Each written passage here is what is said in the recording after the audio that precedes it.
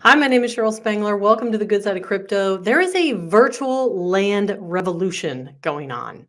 And before you purchase another piece of virtual land in the metaverse, watch this video.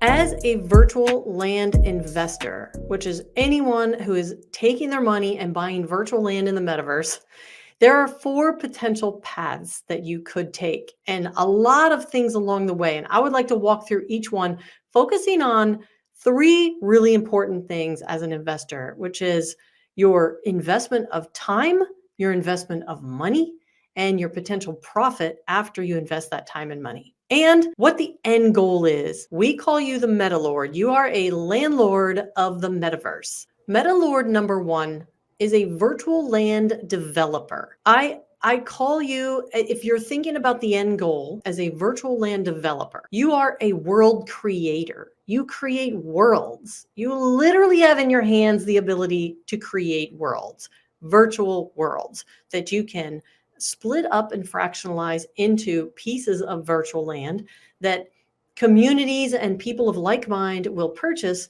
And then there is an entire plan that needs to be in place on what those people can do on that land, how they're going to earn money, what the use case is. There's a whole story behind being a virtual land developer. The investment of your time to be a virtual land developer is high. You're going to spend a lot of time because you have to think through the entire game of developing this world, creating something people want to use, tell them how they're going to use it, figure out the tech stack, figure out how you're going to onboard people into this virtual world, what they're going to be able to do on it, what is the use case, is there an in-house token used, like all the things that are involved in creating a metaverse. Your time investment is high, your money investment is high, or it's high amounts of other people's money is used to create this. And your profit potential is extremely high. Profit potential as a virtual land developer is very, very high. This is probably the most time, the most money, and the most profit that you can make in the metaverse. Let's talk about virtual land investor Meta Lord number two. The second virtual land investor is someone who wants to buy virtual land, fix the virtual land, and flip the virtual land. So you're like a buy, fix, and flipper. Now I'm going to explain that. I call you the freedom finder. Think about your life and your finances and your family and your environment when you go through each of these four, because you are finding personal freedom. You are literally buying virtual land with the intention and goal of flipping that land, technically not doing much to it except what I call fix, and making money and profiting on it. Your time commitment is low. Your money commitment is potentially high because you're buying expensive virtual land, but you're going to flip it for more. And your profit is medium to high because unless you fix that land, which is putting some kind of experience on there that is somewhat plug and play for any business owner, right? It's like when you buy a property and you do something to it, like upgrade it or stage it. This fixing I'm talking about is equivalent to staging. You're like staging the virtual land so that when someone comes to look at it to say, buy a blank piece of virtual land or buy yours that has a built-in kind of a plug and play experience that any business owner could use, but of course they can create their own, but it gives them something to start with. Then you are a buy, fix, and flipper that has enhanced the land to be more valuable. And I call you a freedom finder because you're finding freedom for yourself and your family and your future. And that is your number one goal. You're not looking to go create a world. You want to find freedom, financial freedom, freedom from maybe your 9-to-5 job. You want to find freedom in making money for you and your family. Okay. Meta Lord number three is your third path in virtual land investing. And this one is when you buy, fix, and rent. So virtual land investor number three buys virtual land, fixes it with an experience, and rents that land out, similar to think of Airbnb. This is someone who is renting the land out. Like, first of all, let me just say, I call you the opportunist giver. The opportunist giver is someone who wants to buy the virtual land and create something on it that they can then rent out possibly every weekend, possibly every day, possibly multiple times a day. And an example would be, let's see, stage. And let's just say you create 3 experiences on your virtual land that allow someone to hold an event. Maybe one is like retro looking and the other is like a stadium of 50,000 looking. And so these event experiences are like platform stages that entertainers, comedians, but let's just say entertainers would basically book your virtual land so they can use your already built experience and they can basically hold an event. Now, it could be that you don't focus on entertainers, but you focus on creating experience for business associates to hold a very upscale with a gorgeous view of something like a city business meeting. And you cater to like the elite corporate business meetings.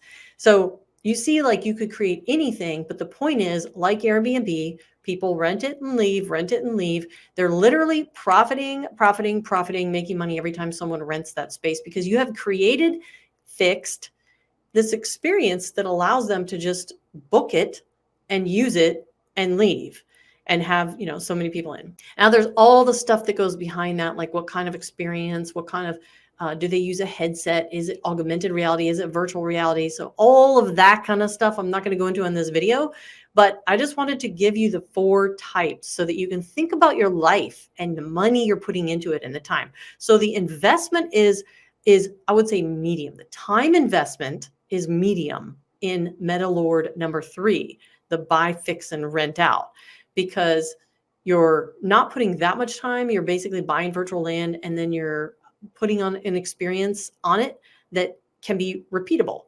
And your money investment is kind of medium because you're buying not 10,000 pieces of virtual land. You're buying a piece of virtual land or possibly 2 or 3, and you're putting an experience on it and then you're renting it out.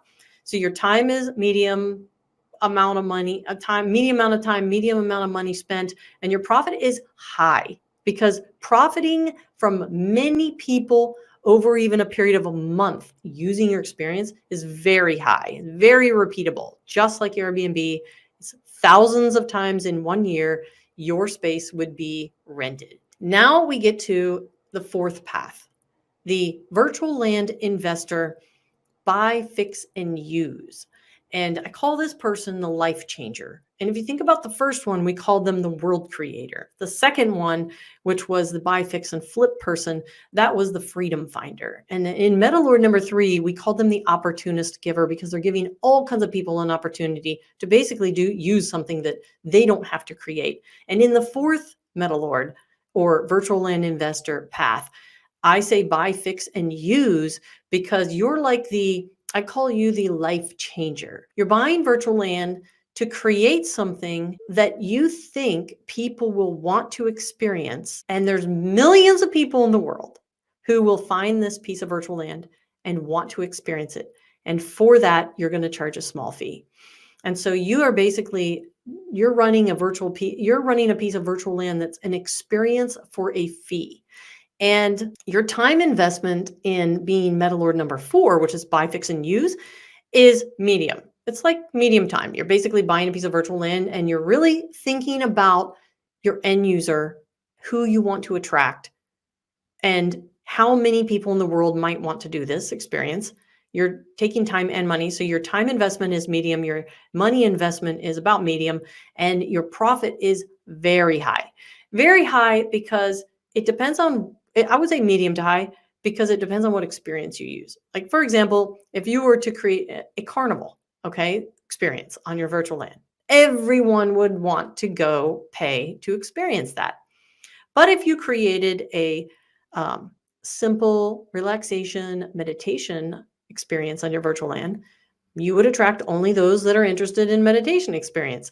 So you could have a lot of money outlay creating multiple experiences on multiple pieces of land, but each one would be a pay to experience.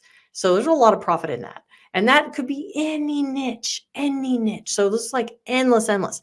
How all this is played out, the plan to do it, the ideas behind it, how to actually carry all these out, we talk about in the membership group that I have here at the Good Side of Crypto. But I really wanted to give everyone who has either purchased a piece of virtual land and wondering what the heck they're going to do with it, or planning to buy and spend your hard-earned money on a piece of virtual land, before you do, think about these 4 paths and what your end goal is. Are you wanting to be a world changer? Are you wanting to be a freedom finder for you and your family? Are you wanting to be an opportunist giver?